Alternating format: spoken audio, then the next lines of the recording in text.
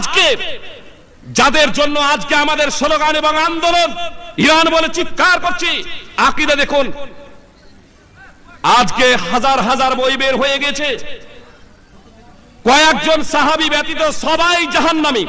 আবু বকর সিদ্দিক রাদিয়াল্লাহু তাআলা আনহু জাহান্নামী, উমর রাদিয়াল্লাহু তাআলা আনহু জাহান্নামী, উসমান রাদিয়াল্লাহু তাআলা আনহু জাহান্নামী। এদেরকে জাহান্নামী আখ্যায়িত করা হচ্ছে, যাদের দিকে ইঙ্গিত করছে শিয়া। আর আমরা কিছু মানুষ না বোঝার কারণে বলছি যে এসব মুসলমানের ভেদাভেদ করে লাভ নাই।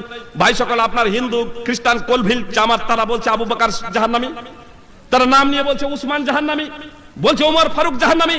যারা নিজেদেরকে মুসলিম বলে দাবি করে তারাই বলছে আজকে জাহান্নামী।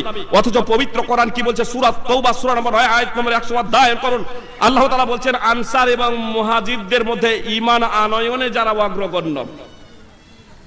বিশেষ ব্যাখ্যা বিশ্লেষণে যাব না, শুধু এতটুকু বলতে চাই, বড়দের মধ্যে সর্বপ্রথম ঈমান নিয়েছিলেন কে?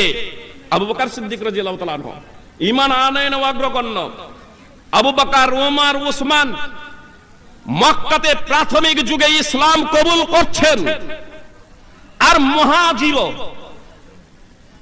মুহাজিরও আল্লাহ তাআলা শুধু এদেরকেই জান্নাতে দেব এই কথা বলছেন না, আল্লাহ তাআলা বলছেন একাগ্র নিষ্ঠার সাথে তাদের যারা অনুসরণ করবে তাদেরকেও জান্নাতে দেব। তাদের জন্য এমন জান্নাত প্রস্তুত করে রেখেছি যার নিম্ন দেশে ঝর্ণা প্রবাহিত। আল্লাহ বলছেন তাদের প্রতি আমি সন্তুষ্ট এবং আমার প্রতি তারা সন্তুষ্ট, এটাই হলো মহা সফলতা। সূরা তাওবার 100 নম্বর আয়াতে আল্লাহ তাআলা দায়িত্বহীনভাবে ঘোষণা করছেন যে সাহাবায়ে কেরাম শুধু জান্নাতেই যাবেন এমনটি নয়, তাদের প্রতি আমি সন্তুষ্ট, আমার প্রতি তারা সন্তুষ্ট। আর একাগ্র নিষ্ঠার সাথে এই সাহাবায়ে কেরাম রাদিয়াল্লাহু তাআলা আনহুদের যারা অনুসরণ করবে তারাও জান্নাতি।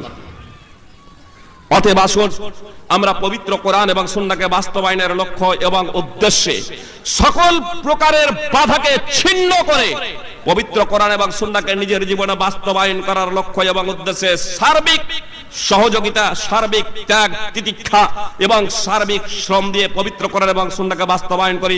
আল্লাহ তাআলা আমাদের প্রত্যেককে পবিত্র কোরআন এবং সুন্নাহকে বাস্তবায়ন করার সার্বিকভাবে তৌফিক দান করেন, আমিন। আকুলু কওলি হাযা আস্তাগফিরুল্লাহ লি ওয়া লাকুম ওয়া লিল মুসলিমিন। আসসালামু আলাইকুম ওয়া রাহমাতুল্লাহি ওয়া বারাকাতুহু।